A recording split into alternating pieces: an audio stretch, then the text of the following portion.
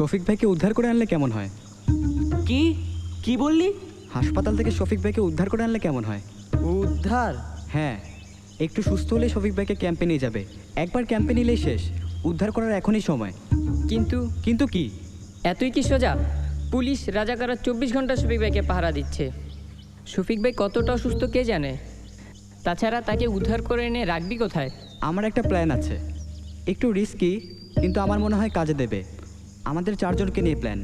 আমরা 4 জন শফিক ভাইকে উদ্ধার করব? আগে শোন, প্ল্যানটা নির্ভর করবে ডাক্তার সাহেব জয় বাংলার লোক কিনা তার উপর। আগে খবর নেব, তারপর ইবু তুই যাবি ওনার সাথে কথা বলতে। আমি? হ্যাঁ, সব কাজে আমার যাওয়া ঠিক না। তাছাড়া আশরাফ আর ফজলুর আলাদা কাজ আছে। আগে শোন প্ল্যানটা।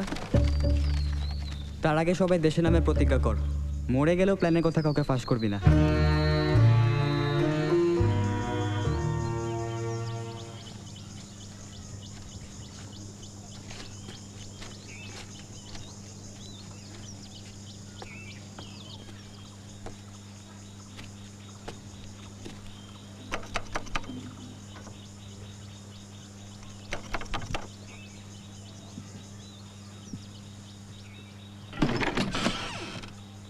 কি খোকা, কাকে চাও?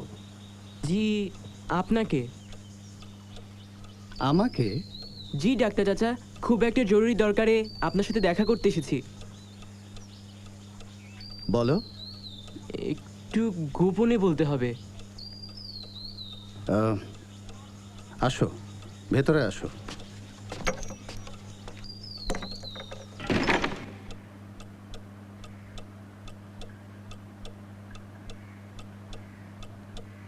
বলো। আমাদের পাড়ার শফিক ভাই মুক্তিযোদ্ধা, মিলিটারি ক্যাম্প আক্রমণের দিন গুলি খেয়ে ধরা পড়ে। শফিক ভাই এখন আপনার হাসপাতালে আছে।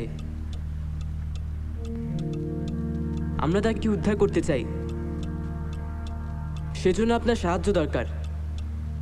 ছোট বাচ্চারা ছোটদের মতো থাকবে। লাইফ এত সোজা না। অ্যাডভেঞ্চার উপন্যাসের পৃষ্ঠা না। যাও, বাড়ি গিয়ে খেলাধুলা করোগে, যাও। আপনি আমার কথাটা শোনেন আগে।